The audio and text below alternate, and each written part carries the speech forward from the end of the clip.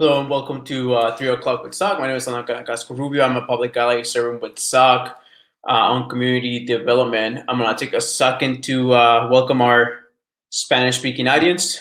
Hola, mi nombre es Alan Casco Rubio. Soy un aliado público sirviendo con SOC.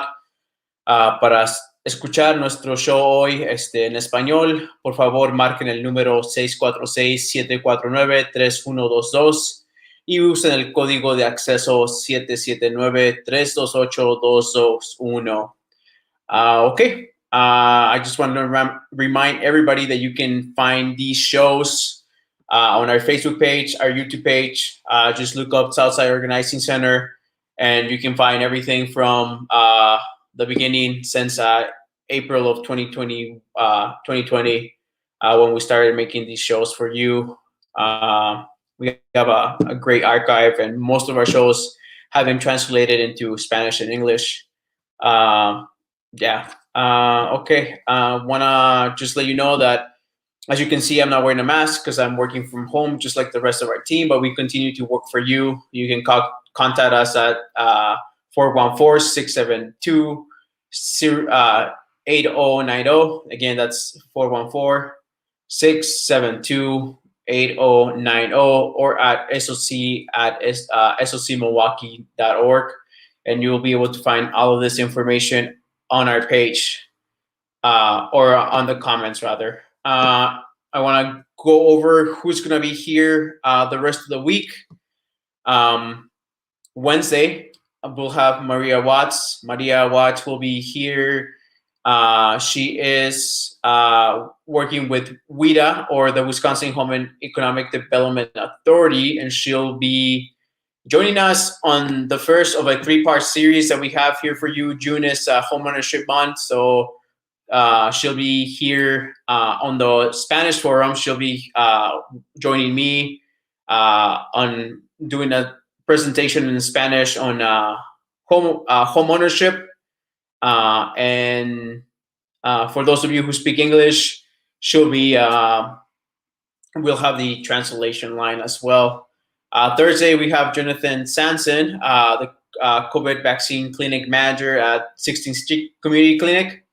And he'll be talking to us about vaccinations and how they're doing with vaccines over at 16th Street Clinic. That'll be an interview with Marlene. Friday, hopefully we'll have Elizabeth Cox join us. We're still unsure. And that'll be an interview that Andrea will be doing. The topic on that is the 50th anniversary of Juneteenth Day. Okay, so today with us, we have Carrie Cooper with the Southeastern Wisconsin Regional Planning Commission, and she's going to bring some really important information about the North and South Transit Enhancement Project. And she's also going to invite us to several public engagement events. So if we can bring Carrie here on the screen. Hello, Carrie. Hello. How are you today? I'm good. Thank you for having me. We're good. Carrie, can you start just by telling us a little bit about your position at SORPAC, and just a little bit about what you guys do, and then we can jump right into the presentation? Sure. I'm a principal planner for the Southeastern Wisconsin Regional Planning Commission. So the Planning Commission does all sorts of things, from water studies and land use and transportation. And so basically they do planning for the region. They have a regional plan that is called Vision 2050. So it sort of envisions what the region could look like, and then that helps local communities sort of plan to that vision. But I am in the transportation group, and specifically I am the project manager for the Milwaukee North-South Transit Enhancement study, which I'm going to present a little bit on in a minute. But basically, Milwaukee County, we are working with Milwaukee County. It's really their project, but we're working on the study to look at the feasibility of doing some sort of improvement to enhance the transit in the corridor, which is really along 27th Street, give or take, throughout the entire county. And right now, the MCTS Purple Line bus is the bus that serves that area. So we're looking at improvements to that service, either bus or rail improvements. That's very awesome. All right. And I'm definitely looking forward to hearing more about this topic through this presentation. I'm happy that that you're here with us, and hoping that we can engage some folks on this show, and for them to ask questions, and hopefully they can also engage with a little bit more with the work that you and the county are doing through this presentation. Great. Awesome. Yeah, so we can jump right into the presentation. Okay. I will share my screen.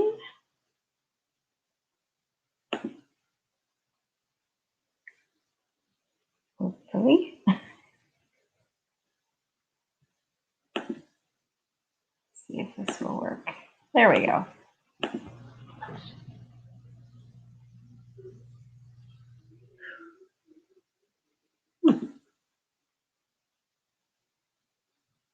So this is not showing, I think, what it should.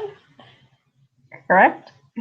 Yeah, no, that's okay. I can always share mine. I will try this one more time and see. Yeah.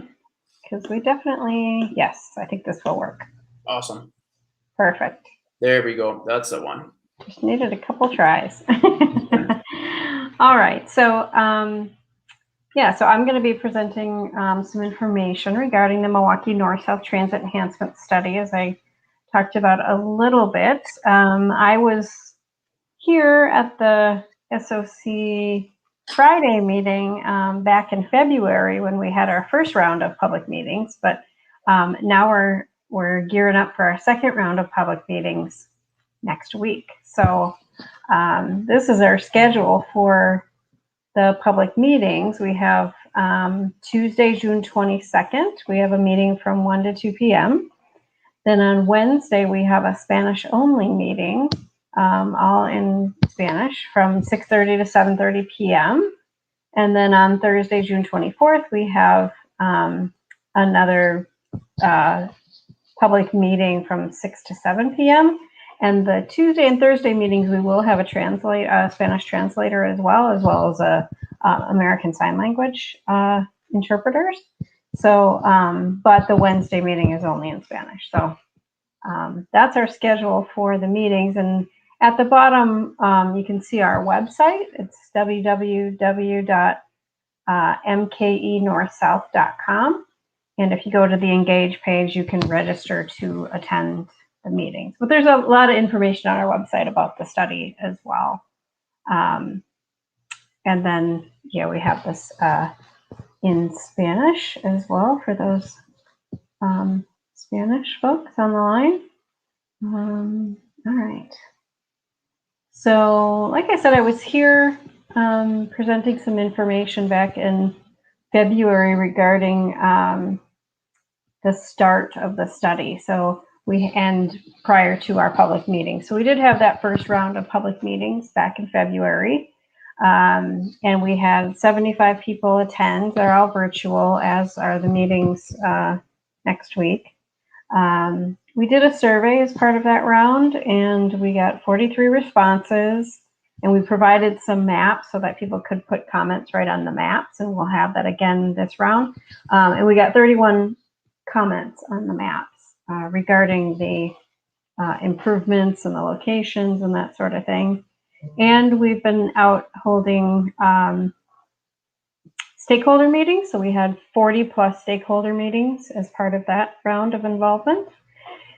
And so I just kind of want to talk about the things that we heard. So again, this is regarding the Purple Line bus service along 27th Street, Milwaukee County. So we asked people what was working well with that existing Purple Line service. And they said, connects people to who need transit to places they need to go for jobs, healthcare, shopping. There's good frequency. The bus comes pretty frequently. It has simple routing, it's easy to use. And then we asked what was missing on that Purple Line service, and they said they would like better stops with shelters, faster travel times, and pedestrian bicycle safety and connectivity improvements near stops. And there are some areas along 27th Street where there are some pedestrian crashes. So there is a concern about safety along the corridor. So some of the other questions we asked, what would be the most important improvement to the Purple Line or that corridor? And we said, we heard better frequency, even though they said frequency was good. I think they're saying even more frequency would be good. Dedicated lanes for the transit, light rail service instead of the bus that we have today, and faster travel times. We also presented the purpose and need for the project, and that's really a statement that sort of defines why are we doing this project and what's out there that we really need to address.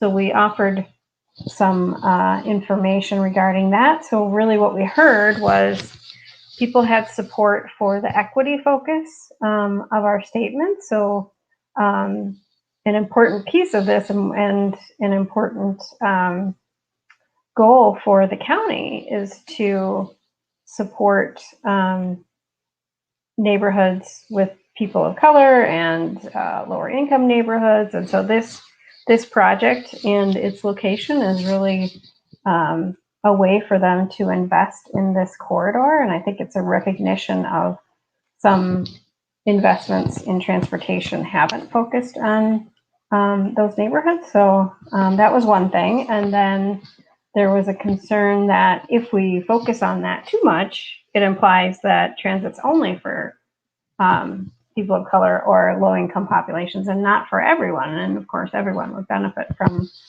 better transit in the county. We had a request to add text related to attracting new transit riders. So that's along that same theme of like people who are driving right now could get out of their cars and ride transit. Safety and security concerns near bus stops, which I mentioned before, and a request to add some emphasis on environmental sustainability. So to say, if you get people out of their cars and if the fuels that the vehicles would use would be more environmentally friendly, that should really be a focus. And then we also had a request to include people with disabilities as, people who would benefit and are dependent on public transportation. So as I said, we got some comments on the map. So we provided maps with options that we are considering for the locations of the routes, which you can see on the right-hand side. And also, we're looking at options for the streetcar. Milwaukee has the HOP, which is a streetcar. Bus rapid transit, which Milwaukee is just broke ground on their east-west bus rapid transit project, which goes from downtown out to the medical center in Wauwatosa. So that's going to be under construction, or is under construction now officially. And then also we looked at light rail transit, which is, a train similar to streetcar. They both run on tracks, but a little more of a train option. So on the right-hand side in the map, the black line in the center is really the core option along 27th Street. So that's all 27th Street there. And we have some variations on the north up to Brown Deer and over to Bayshore. And then on the south end, all the way to Ascension Hospital in Franklin, and then over to the Drexel Town Square in Oak Creek. So those are the general options we're looking at. We are not looking at commuter rail. Our ridership was a little bit too low in the area to consider that, and we really couldn't get tracks to really fully serve the whole corridor. And that was one of the goals of the project. Typically, commuter rail is used for longer routes, and so even though there's a rail corridor in this project, so you can see the Granville rail corridor up in the northwest all the way to downtown, that's a rail corridor that, you know, could absolutely be used for commuter rail, just not in this project to go all the way south to Franklin. So those are some of the things we're going to show at the public meeting. And so we're trying to get the word out and get more feedback. So as part of that first round of public meetings, we collected zip codes where people were from. And we weren't really happy with the amount of feedback we got from right along the corridor on 27th Street. So we decided to partner with some community groups. So we were working with folks to do, 2 weeks ago, they started a bus stop survey at some of the bus stops on the Purple Line. You may have seen that. And we are doing mail drops to provide information about the upcoming public meetings and community events. So there's some farmers markets and some festivals and all that sort of thing. We're trying to get the word out there. And then, of course, we have our website, and we are soliciting some feedback there with a survey and that sort of thing. So we're really trying to get opinions from folks on what would really make this service, you know, enhanced and better for the future. So right now, as I said, we had round 1 of our public meetings in February. This is round 2 in June. After this round, we're gonna show those options for the location of the routes, the types of transit, so whether it's the train options or the different bus options, and we're going to talk about where potential station locations could be, and we're going to get all that feedback, and then we'll take it back to the team, and we'll analyze what we heard and what we need to look at in terms of what we need for funding. And then we'll come back out in September and show what we've analyzed, and that will end in a recommendation for what we should do in the fall. And so our study really runs until the end of this year, 2021. And at the end of that, we're going to have basically an option, a preferred alternative that will present to the local cities and the county to show what we think should be the option moving forward. And they'll provide approvals or resolutions if they think that's a good option. And then we'll ask for federal funding for the project, which is really like an 80% federal funding and a 20% local funding. And then we'll get into the environmental design and construction phases through 2025, and hopefully open this enhanced service, whatever it turns out to be, in 2025 to 2027. And so these are the project contacts. There's my information. If you have any questions, you can certainly email me or contact me. And again, we wanted to make sure you're aware of the public meetings we have coming up. So I just thought I'd show these again. So June 22nd, 23rd, and 24th. So that's what I had to share with you. And I know Elan had some other options to chat. Yeah, I mean, that was a great presentation. Thank you so much. I did put a bunch of the links from the website on the comments there, including the engagement links, so people have access to those. A lot of information, a lot of good information. I'm curious about the equity and inclusion piece. If you want to tell us a little bit about why the county found that important, or what was their intention with that. Sure. And if you want to share with us some of the statistics that are included in your website as to why that this particular project being in the 27th corridor, why is it that there is that emphasis? Sure. Well, the East-West BRT runs from downtown out to Wauwatosa, and that's the first real transit enhancement that's going to be implemented in the city. And so since that runs east-west, obviously we needed a north-south to sort of connect the county to the corners of the county, right? And yeah, the city, well, first of all, the east-west line had the highest ridership on the existing MCTS service. And the north-south along 27th on the purple line had the second highest ridership on all of the bus system in the county. But then when COVID hit, the purple line actually became the highest ridership route. And so that told us a couple things. I mean, obviously, there, frontline workers are in that corridor, and so so that ridership sort of jumped to the top. But also, when you look at the breakdown of the people who live in the corridor, 75% or 73% of the people who live in the corridor are people of color, and there's a high percentage of low-income folks or people who don't own a car.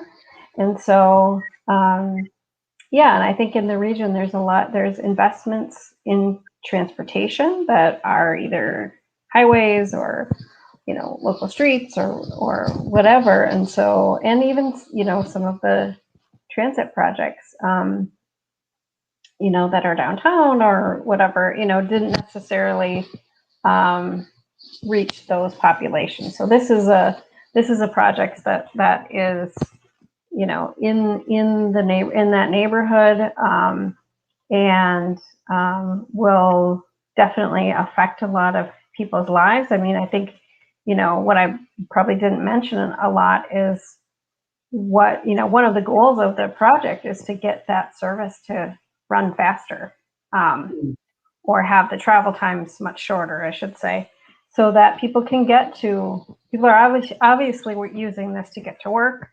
to get to the grocery store. The highest ridership stops in the corridor are really at the shopping areas, the Walmart, south of Oklahoma on 27th, and then there's a Walmart in Franklin, and both of those have very high ridership. So people are using these for essential services, and so any improvement we can do to make that travel time shorter is great. But then there will also be amenities. The bus stops, or we call them stations when they get fancy. Those would be a great improvement for folks waiting at the bus. There'll be some information. They'll know when the next bus is coming. So, and the frequency, generally it's, a 10 to 15 minute frequency. So people won't have to wait as long. So I think the county, has some, it's like an important goal for the county that they're investing in areas that can serve those lower income and neighborhoods of color. So this project just fits right along in with their goals. Yeah, and just in terms of infrastructure, I think in the recent years we have definitely seen infrastructure that's catered to the downtown area, and I think the rest of the county also deserves some of the same, I guess, in terms of that investment to have better workflows and have like as you said, people reach those amenities that they need, especially given the time during the pandemic. I'm sure as you mentioned, like the purple line received more folks, and right now we live in a pandemic, so increase in ridership and public transportation isn't necessarily the best when you're trying to avoid not being around a lot of people per se. So that's awesome. I'm curious about this rail line and the possibilities for that. Would that be something that's a little more high speed, or is that something that is how will that look and I'd Mhm. say the next 5 years? Well, that's one option we're looking at within this corridor, and I think with travel times, it's pretty similar to the other options. But really, the differences are, in that where there's existing rail right now on the 30th Street corridor, we would then have to connect it to and install rail into the street to continue a light rail or a rail service that would go all the way south along 27th, because there's not that infrastructure there now. So we're weighing that option along with the bus option, and we're looking at a bus option that would where we would install a roadway next to that rail corridor and again connect to 27th Street down. So those are options right now, and I think we'll have some more information at the public meetings if people are interested to kind of look at. We have some factors that we've considered to sort of compare the options and to see, in terms of what serves the most people and does it fit in with what the character of the area is right now, and is it something that that has been recommended in local planning documents from the local cities or the long range plan, the Vision 2050 plan, and what is the cost? So we've got to kind of look at all those options, right, and see what makes the most sense. And so yeah, we've got some preliminary information we want to share and get feedback on, and then we'll take it from there when we go to sort of analyze it even further. So we're really looking for that feedback. So it'd be great if and actually at the bus stops right now, I mentioned we have a bus stop survey, and we still have some folks out there doing the survey, but at the bus stops we have a sign on the bus stop poles where the bus stop bus number would be. The pole there, we have installed a QR code. Well, so if you take your phone and your camera and kind of scan that QR code, you can take the survey right there. And so we're hoping to get some good feedback there and good feedback at these public meetings, and we'll see where we end up. But the county is definitely interested in investing in this corridor for an improved transit service. very cool. I'm wondering in terms of once the community gives you the feedback, what do you guys hope to do with that, or how do you implement? How will you hope to implement that vision of what the community has per se into the planning into the planning process? Right. We have to follow some, I guess, thresholds that we work with, in terms of what the federal government is looking for when they're going to fund a project. But I think the things that we can really affect would be, we're asking for people like, where do you go in this? Like, where would you like a stop, right, along this service? And so part of the options we look at for speeding up the service or to making the travel time shorter is to remove stops. And so, generally these higher speed transit services have stops about once every half mile. So we have some options there on where that stop could be. And so that's the kind of feedback we're looking at. Where could that be? And with the routes as well, like, do we want to take this route over to Bayshore? Do we not, need to go to Bayshore? Do we go to Brown Deer all the way? Do we, those kinds of routing options. So, so obviously we'll look at other factors as well, but it's those kinds of that feedback that we're looking at to say, hey, there's a lot of public support for this stop and this route. We got to, have to consider that. Yeah, no, that makes a lot of sense. Awesome. Any last last things that you'd like to say? You want to remind us about the dates for the public meetings, or? Sure. Yeah, the public meetings are June 22nd from 1 to 2 p.m. I'm sorry, I'm going from memory here.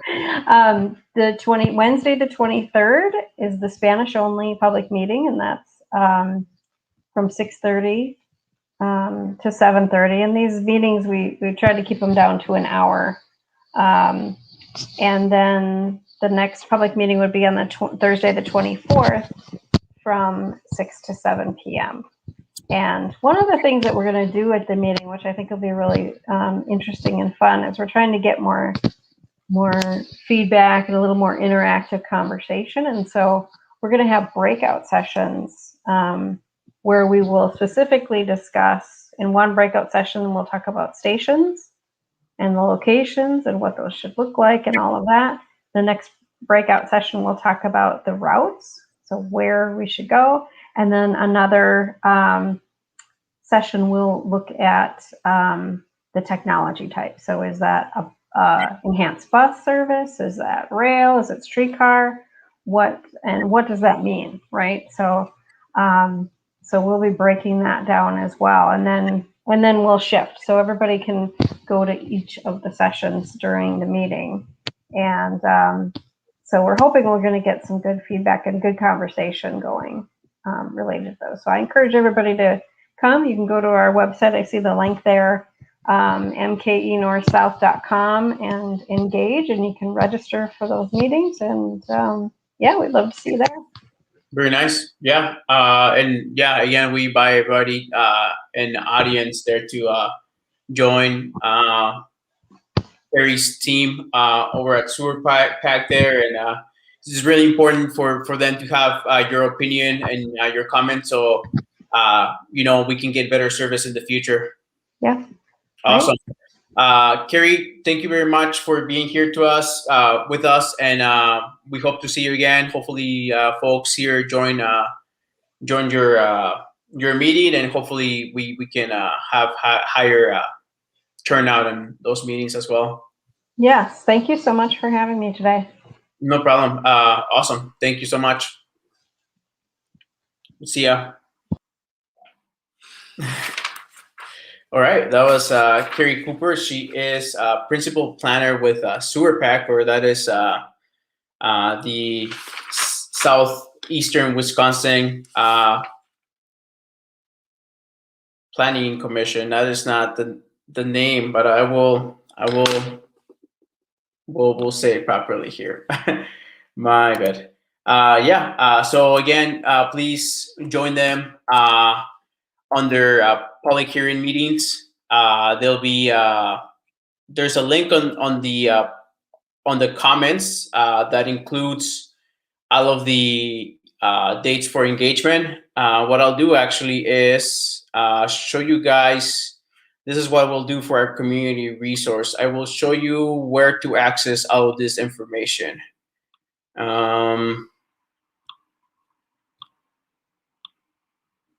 So this is their website.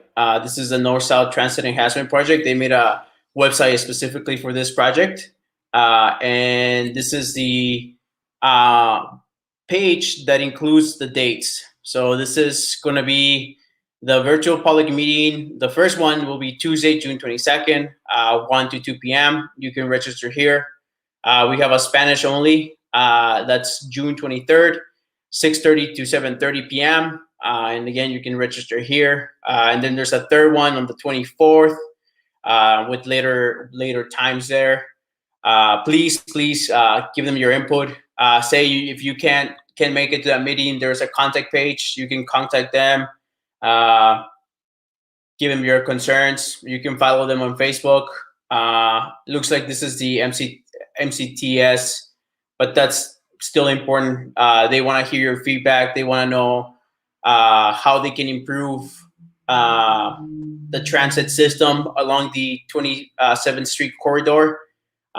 This is a really big investment for the county, and they want the community's feedback. So please join them and tell them why you would like to see change here.